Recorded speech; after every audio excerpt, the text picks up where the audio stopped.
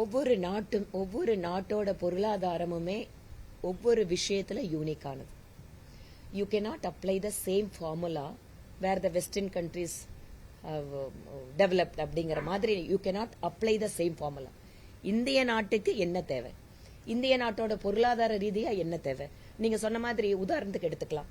நீங்க western கண்ட்ரீஸ்ல direct tax ஜாஸ்தி, யூஎஸ்ஓ கனடாவோ European union நீங்க 25% 30% உங்க சேலரியில இருந்து அப்படியே நீங்க டிடக்ட் பண்ணி எடுத்துட்டு போயிடலாம். ஆனா இந்தியாவில் நினைச்சு பாருங்க, ஒட்டுமொத்தமா இன்கம் டாக்ஸ் கட்டுறனோட அந்த நெட்டு இப்பதான் இன்க்ரீஸ் ஆயிட்டு இருக்கு. கிட்டத்தட்ட 2 கோடி மக்கள் தான் 142 கோடி மக்கள்ல டைரக்டா வந்து இன்கம் டாக்ஸ ஒரு குறிப்பிட்ட சீலிங் மேல பண்ணிட்டு இருக்காங்க.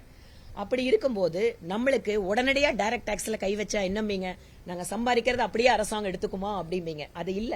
இந்த நாட்டுல பொருளாதார ரீதியாக நிறைய விஷயங்கள் நடந்துட்டு இருக்கு, ஆக்டிவிட்டிஸ் நிறைய இருக்கு. அதனால எடுத்து உடனே டைரக்ட் டாக்ஸுக்கு போகாம நாம இன்டைரக்ட் டாக்ஸ் மூலமா கவர்மெண்டோட எக்கானமியை ஸ்ட்ரென்தன் பண்றோம். அதுக்கப்புறம் எங்க தேவைப்படுதோ அதுக்கப்புறம் ஒவ்வொரு ஸ்டேஜ் அது கொண்டு வரக்கு வாய்ப்பு இருக்கு. கச்சத்தீவு நாங்க வந்து அயல் நாடுகளுடைய எங்களுடைய உறவு அப்படிங்கறத பத்தி சொல்றோம். ரொம்ப ஸ்ட்ராங்கான ரிலேஷன்ஷிப் வித் நெய்பர்ஸ். இன்னைக்கு ஸ்ரீலங்கா மாதிரியான ஒரு நாடு அவங்க பொருளாதார ரீதியாக நசிஞ்சு போற நிலைமையில் இருக்கும்போது கூட இந்தியா அவங்களுக்கு வந்து மிகப்பெரிய அளவில் உதவி பண்ணி இவங்களை இன்னைக்கு ரிவைவ் பண்ணி கொண்டு வந்திருக்கு.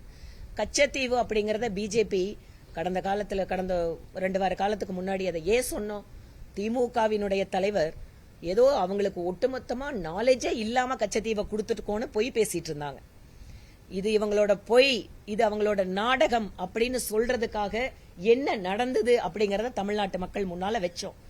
ஆனா கச்சத்தீவு மீட்பு அப்படிங்கறது ஒரு இன்டர்நேஷனல் ட்ரீட்டி. அது இன்னொரு நாடு அதுல இன்வால்வ் ஆயிருக்கு. வரக்கூடிய நாட்கள்ல எங்கெங்கெல்லாம் சாத்தியம் இருக்கோ நம்முடைய இந்திய மீனவர்களுடைய உரிமையை பாதிக்க விடாமல் எதெல்லாம் வாய்ப்புகள் இருக்கோ அத்தனை கொண்டு வர போறோம். கச்சத்தீவு மட்டும் இல்லைங்க, பக்கத்துல பங்களாதேஷ், இந்த பக்கம் வந்து பாகிஸ்தான், நம்மளோட நதிநீர் பிரச்சனை இருக்கு, சீனாவோட இருக்கு.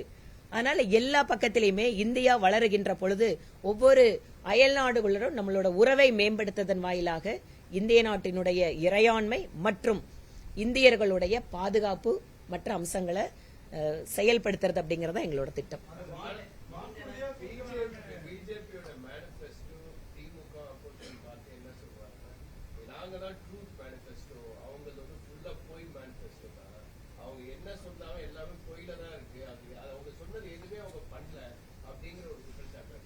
சரிங்க, இப்ப நான் வந்து திமுகவோட நீங்க சொல்ற மாதிரி பொய்யே அப்படின்னு சொல்றாங்கன்னா, திமுக கவர்மெண்ட் தானே, நாங்க இத்தனை விவசாயிகளை வந்து டேட்டாஸ் எங்க கிட்ட கொடுத்தாங்க.